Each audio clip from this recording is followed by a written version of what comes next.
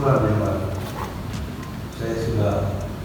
menyampaikan secara tegas bahwa solidkan ini,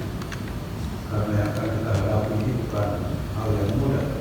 tapi ini adalah misi kemanusiaan supaya betul-betul bekerja secara profesional.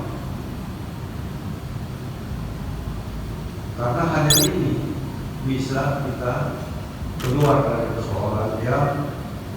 tentu